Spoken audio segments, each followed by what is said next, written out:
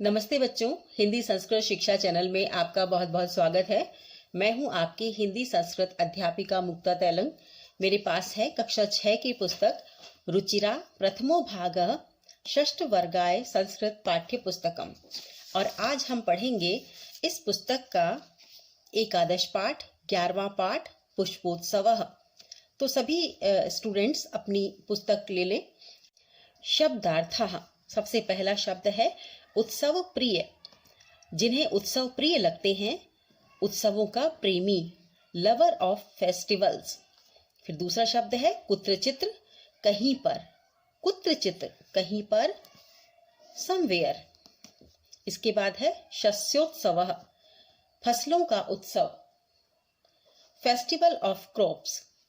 फिर है पशुत्सव, पशुओं का उत्सव, फेस्टिवल ऑफ एनिमल्स, पशु प्लस उत्सव। यानोत्सव, गाड़ियों का उत्सव, फेस्टिवल ऑफ व्हीकल्स। व्हीकल्स भी कई प्रकार के होते हैं, गाड़ियां भी कई प्रकार की होती हैं और अनेक प्रकार की गाड़ियों के अलग अलग फेस्टिवल्स होते हैं। अन्यतमः, कई में से एक, वन ऑफ मैनी, पुष्पोत्सव, पुष्प प्लस उत्सव, फूलों का उत्सव, फेस्टिवल ऑफ फ्लावर्स। इति नामना, इस नाम से, बाय दिस नेम, अवसरे, अवसर पर, ऑन दिस ओकेजन, पुष्प निर्मितानि, फूलों से बने हुए, मेड ऑफ फ्लावर्स, व्यजनानि, व्यजनानि मानी पंखे, ये बहुवचन शब्द है, फैंस, पुष्प व्यजनानि, पुष्प व्यजनानि, फूलों के पंखे, फैंस ऑफ फ्लावर्स। समाधि स्थले, समाधि स्थल कहते हैं दरगाह को, या जहां पर संत लोगों ने समाधि ली हो, ऐसे स्थान को जो हमारे लिए आदरणीय होता है। ऑन द बुरियल प्लेस, अर्पयंती, अर्पित करते हैं, ऑफर, अर्पित करते हैं, पाटल पुष्पे, पाटल पुष्प कहते हैं गुलाब के फूलों को, पाटल पुष्प अर्थात गुलाब के फूल। इसके बाद है कर्णिकार पुष्पे, कनेर के फूलों से, विद ओलिएंडर फ्लावर्स। फिर है जपा पुष्पे, जवा कुसुम के फूलों से या गुड़हल के फूलों से। जपा पुष्पे को जवा कुसुम भी कहते हैं और गुड़हल भी कहते हैं।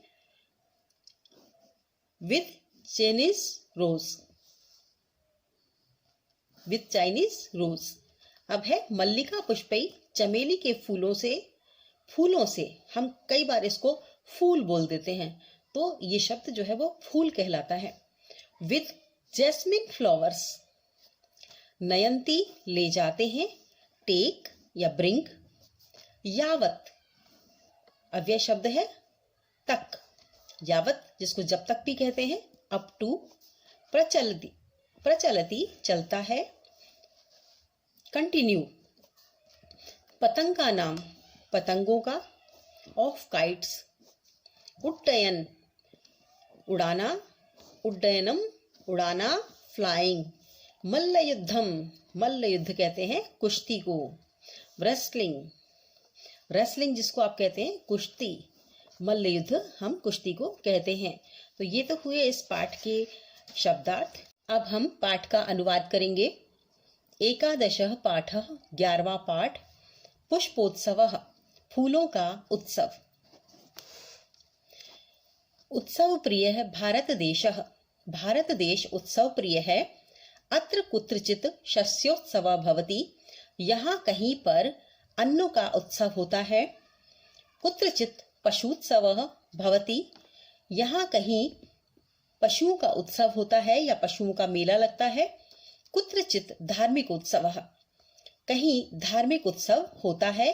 कुत्रचित च यानोत्सवः, और कहीं कहीं यानों का उत्सव होता है, यानी वाहनों का उत्सव होता है या वाहनों के मेले लगते हैं। एतेषु एव अस्ति अन्यतमः पुष्पोत्सवः इति, इन्हीं में एक अन्यतम उत्सव यानी अन्य एक उत्सव है पुष्पोत्सव, फूलों का उत्सव। अयम फूल वालों की सैर इति नामना प्रसिद्ध अस्ति, यह फूल वालों की सैर इस नाम से प्रसिद्ध है। देल्या मेहरौली क्षेत्रे, दिल्ली और मेहरौली के क्षेत्र में अक्टूबर मासे अस्य आयोजनम भवति। दिल्ली मेहरौली क्षेत्र में अक्टूबर के महीने में इसका आयोजन होता है। अस्मिन् अवसरे तत्र बहुविधानि पुष्पाणि दृश्यन्ते। इस अवसर पर वहां अनेक प्रकार के पुष्प देखने को मिलते हैं। परम प्रमुख आकर्षणम तु अस्ति पुष्प निर्मितानि व्यजनानि। किंतु प्रमुख आकर्षण तो होता है फूलों से बनाए गए पंखे। यहाँ पर फूलों से बनाए गए ये पंखे बताए गए हैं। तो दिल्ली और मेहरौली में जो अक्टूबर मास में यह आयोजन होता है फूल वालों की सैर, ये आयोजन दिल्ली के फूल वाले ही करते हैं और 3 दिनों तक ये आयोजन चलता है। अधिकतर वर्षा की समाप्ति के बाद 3 दिन का ये आयोजन होता है, जिसमें अनेक प्रकार के पुष्प देखने को मिलते हैं और अनेक प्रकार के पुष्पों के बने हुए पंखे देखने को मिलते हैं। जना एतानि पुष्प व्यजनानि योग माया मंदिरे बख्तियार काकी इत्यस्य समाधि स्थले च अर्पयन्ति। लोग पुष्पों के निर्मित पंखे, जहां जिसे हम पुष्प व्यजनानी कहते हैं, योग माया मंदिर और बख्तियार काकी की दरगाह पर चढ़ाते हैं और इन पंखों का प्रदर्शन भी होता है। बड़े बड़े फूलों के पंखे बनाए जाते हैं और उन्हें लहराकर उनका प्रदर्शन भी किया जाता है। केचन पाटल पुष्पै निर्मितानि, कुछ गुलाब के फूलों से बने हुए होते हैं। केचन कर्णिकार पुष्पै, कुछ कनेर के फूलों से या जबा कुसुम के फूलों से बने हुए होते हैं। कर्णिकार पुष्पै कनेर के फूलों से, और अन्य जपा कुसुमई यानी अन्य जो दूसरे पंखे हैं वो जवा कुसुम या गुड़हल के फूलों से बनते हैं। अपरे मल्लिका पुष्पै, और कुछ चमेली के फूलों से बनते हैं। इतरे चे गेंदा पुष्पै निर्मितानि व्यजनानि नयंती, और कुछ लोग गेंदे के फूलों से बने हुए पंखे लाते हैं। अयम उत्सवः दिवसत्रय यावत् प्रचलति। अयम उत्सवः दिवसत्रयम् यावत् प्रचलति। यह उत्सव 3 दिनों तक चलता है। एतेषु दिवसेषु पतंगानाम उड्डयनम विविधा क्रीडा मल्लयुद्धम चापि प्रचलति। इन 3 दिनों में पतंगों का उत्सव, पतंग उड़ाने का और अनेक प्रकार की क्रीड़ा, खेल और मल्ल युद्ध आदि भी चलता है। विगतेभ्य 200 वर्षेभ्य, बीते 27 वर्षों में पुष्पोत्सव जनान आनंदयति। यह पुष्पोत्सव लोगों को प्रसन्न कर रहा है, आनंद प्रदान कर रहा है। मध्ये इयं परंपरा स्थगिता आसीत। मध्ये इयं परंपरा स्थगिता आसीत, यानी बीच में यह परंपरा स्थगित कर दी गई थी, यानी कुछ समय के लिए रोक दी गई थी। परम स्वतंत्रता प्राप्ति पश्चात, किंतु स्वतंत्रता प्राप्ति के पश्चात बाद में इयं मनोहारिणी परंपरा पुनः समारब्धा। किंतु स्वतंत्रता प्राप्ति के बाद में यह मन को प्रसन्न करने वाली, मन को हरने वाली यह परंपरा फिर से शुरू कर दी गई। पुष्पोत्सव अद्यापि सोल्लासम सोत्साहम च प्रचलति। पुष्पोत्सवः, यह पुष्पों का उत्सव, अद्यापि मानी आज भी, सोल्लासम उल्लास पूर्वक और उत्साह पूर्वक चलता है। यहाँ पुष्पोत्सव के बारे में बताया गया है, फूल वालों की सैर के बारे में बताया गया है। फूल वालों की सैर का ये मेला जो लगता है वो है मेहरौली और दिल्ली क्षेत्र में लगता है, जो कि दिल्ली के ही फूल वालों के द्वारा आयोजित होता है। और इसमें योग माया मंदिर, योग माया का जो मंदिर है जहां पर पुष्प अर्पित किए जाते हैं, और बख्तियार काकी की दरगाह जहां पुष्प अर्पित किए जाते हैं, दोनों के बारे में ये मान्यता है कि योग माया का मंदिर जो है वो भगवान कृष्ण की बहन थी योग माया, और उनका मंदिर है, और महाभारत के 5 मंदिरों में से एक प्रसिद्ध मंदिर है। इसी तरह बख्तियार काकी की दरगाह जो है वो बहुत प्रसिद्ध है, और बख्तियार काकी सूफी संप्रदाय के संत थे और बहुत बड़े विद्वान थे। तो इन दोनों मंदिरों में ही पुष्प अर्पित करने की परंपरा है। तो अभी हमने इस पाठ का अनुवाद किया। अब हम करेंगे इस पाठ के प्रश्नोत्तर। प्रश्न संख्या 1 है, वचनानुसारम रिक्त स्थानानि पूरयत। वचन के अनुसार हमें रिक्त स्थान की पूर्ति करनी है। अब एक वचन में मंदिरे शब्द दिया हुआ है, द्विवचन में मंदिरयो दिया हुआ है और बहुवचन में मंदिरेषु शब्द दिया गया है। ये सप्तमी विभक्ति के रूप हैं। सप्तमी विभक्ति एक वचन, सप्तमी विभक्ति द्विवचन और सप्तमी विभक्ति बहुवचन के रूप दिए गए हैं। तो यहाँ जितने भी रूप हैं वह सप्तमी विभक्ति के रूप हैं, जिसमें एक वचन, द्विवचन और बहुवचन हमको भरना है। तो चलिए भरते हैं। अवसरे, तो दूसरा क्या आएगा?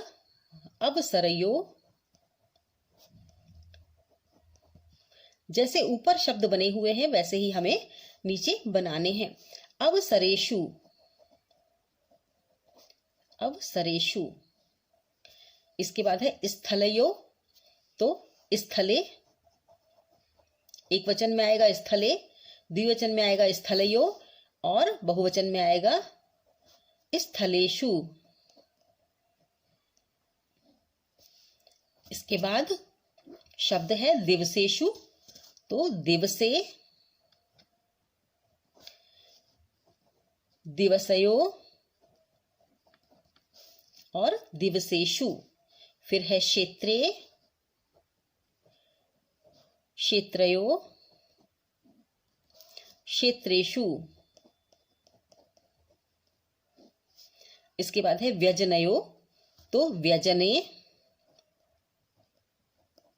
व्यजनयो, व्यजनेषु।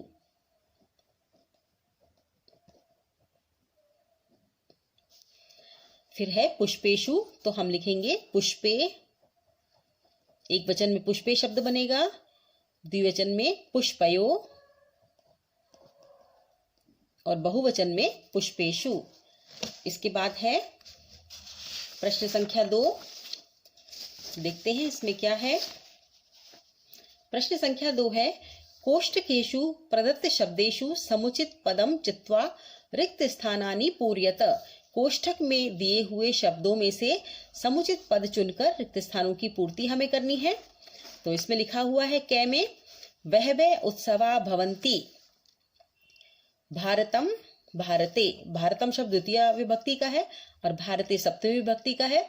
सप्तमी विभक्ति का जो कारक चिन्ह होता है तो वह होता है अधिकरण में पर। तो भारत में बहुत सारे उत्सव होते हैं, तो ये हम भारत में सप्तमी विभक्ति का रूप भरेंगे यहाँ पर भारते। तो इसका अर्थ हो जाएगा कि भारत में बहुत सारे उत्सव होते हैं। इसके बाद है ख, मीना वसंती। मीना यानी मछलियां, वसंती मानी रहती हैं, तो कहाँ पर रहती हैं? सरोवरे और सरोवरात। सरोवरे शब्द सप्तमी विभक्ति का रूप है, सरोवरात पंचमी विभक्ति का रूप है। पंचमी विभक्ति की जो आती है वो आती है अलग होने के अर्थ में और सप्तमी विभक्ति आती है में पर के रूप में। तो हम यहाँ शब्द भरेंगे सरोवरे। सरोवरे मीना वसंती। अब है जना पुष्पाणि अर्पयन्ति। मंदिरेण या मंदिरे, तो मंदिरे आएगा, जना मंदिरे, पुष्पाणि अर्पयन्ति। लोग मंदिर में पुष्प अर्पित करते हैं। इसके बाद है खगा निवसंती, तो नीडानी नहीं आएगा बल्कि नीडेशु।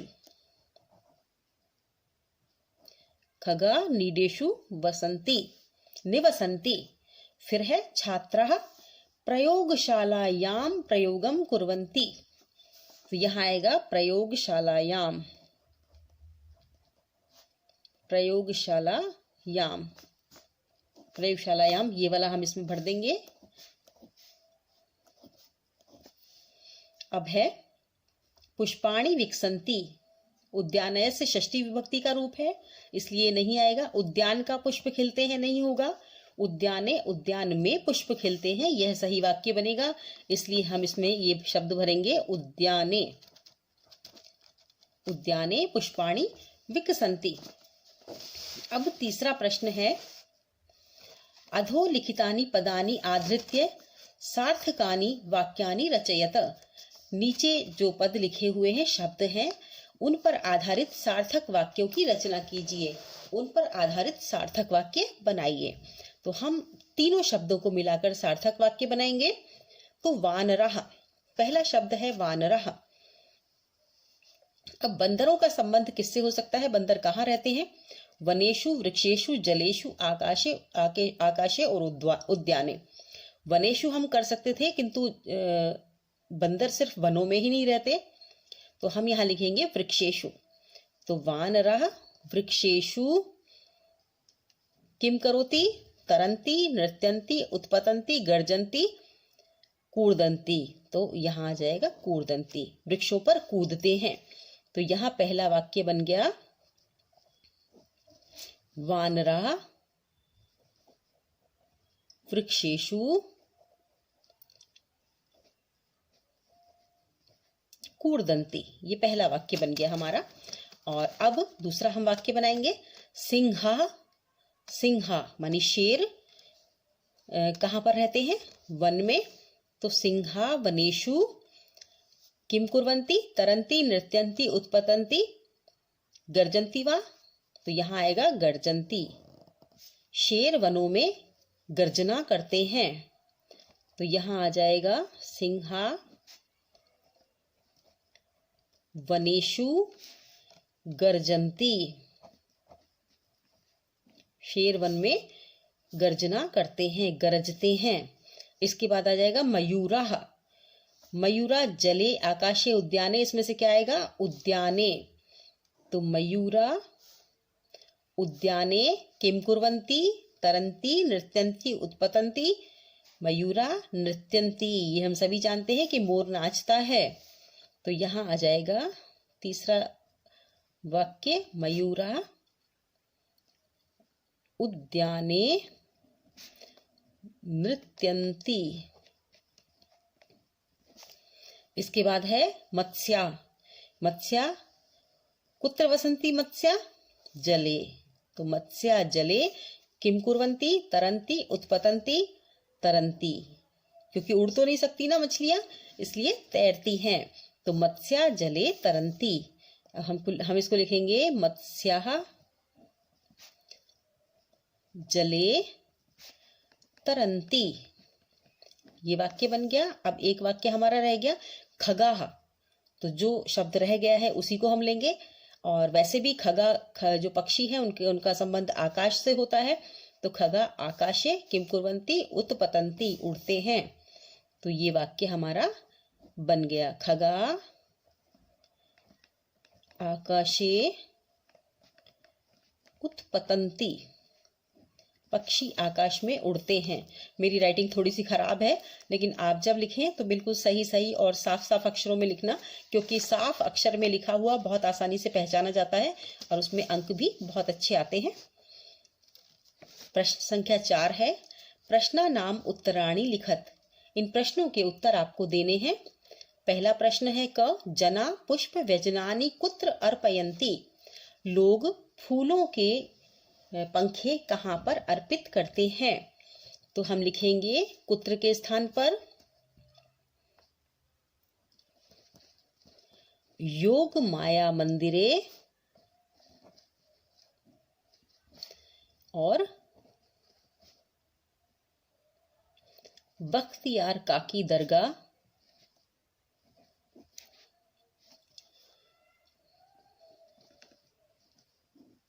नामकम स्थाने। स्थाने अर्पयन्ति या समाधि स्थले। स्थाने के स्थान पर हम समाधि स्थले लिख देते हैं। नामकम समाधि स्थले अर्पयन्ति। यहाँ उत्तर हो गया कि जनः पुष्प व्यजनानि योग माया मंदिरे बख्तियार काकी दरगाहे या बख्तियार काकी नामकम समाधि स्थले। ये हम दरगाह को ब्रैकेट में कर देते हैं। आप इसको यहाँ पर लिख सकते हैं समाधि स्थल हम कहें तो ज़्यादा अच्छा रहेगा कि योग माया मंदिरे बख्तियार काकी नामकम समाधि स्थले च अर्पयन्ति। ये हो जाएगा। अब इसके बाद है अस्माकं भारत देशः कीदृशः अस्ति। तो हमारा भारत देश कैसा है? अस्माकं भारतदेशः उत्सवप्रियः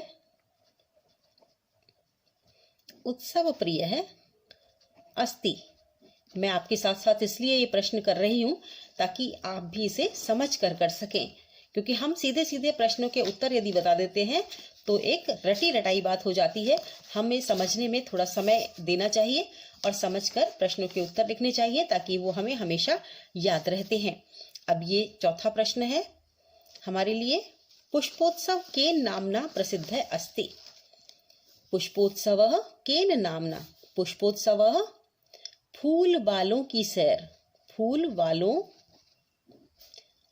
की सैर इति नाम्नः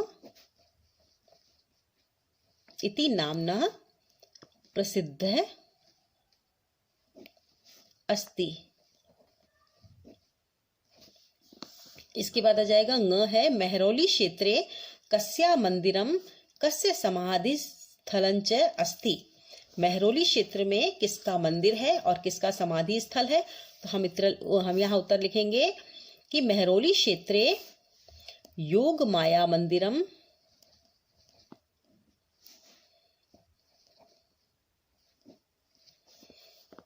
और बख्तियार काकी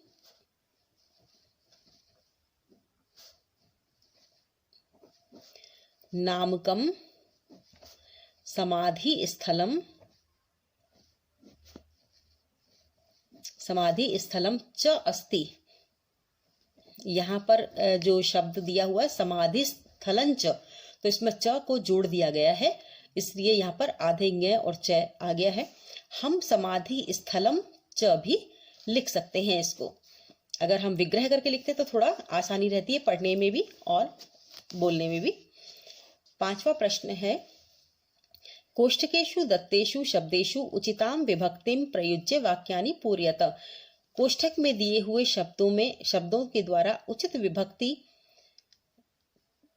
का प्रयोग करके वाक्यों को पूरा करें।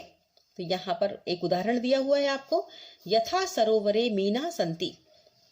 जैसे सरोवर शब्द दे रखा है तो हमने इसको सरोवरे शब्द को उपयोग में लिया है। सप्तमी विभक्ति का रूप यहाँ पर उपयोग में लिया है हमने, क्योंकि वाक्य का सही अर्थ निकालने के लिए जरूरी है कि हम विभक्तियों का ध्यान रखें।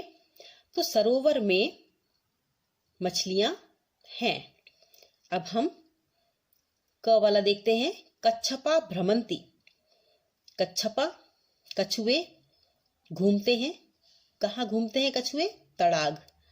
तड़ाग शब्द देखा है तो हम यहाँ पर सप्तमी विभक्ति का रूप लिखेंगे तड़ागे। तड़ागे कच्छपा भ्रमंती। अब आएगा ख में है, सैनिका संति। सैनिक हैं, कहाँ पर हैं? शिविर शब्द दे रखा है तो शिविरे। शिविरे सैनिका संति, शिविर में सैनिक हैं। अब है ग वाला, यानानि राजमार्ग चलंती। तो यानानि राजमार्गे सप्तमी विभक्ति का रूप आएगा, क्योंकि राजमार्ग पर चलते हैं। अब है रत्नानि संति, धरा।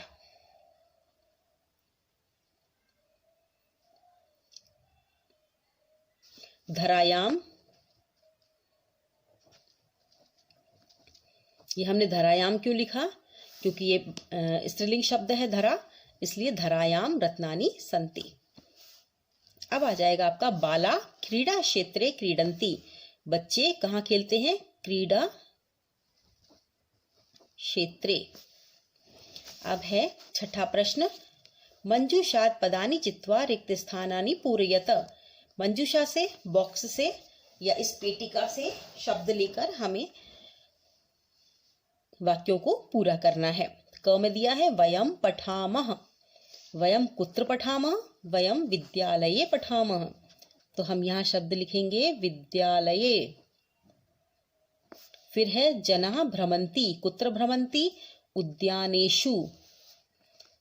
जना उद्यानेषु भ्रमन्ति। फिर है नौका सन्ति।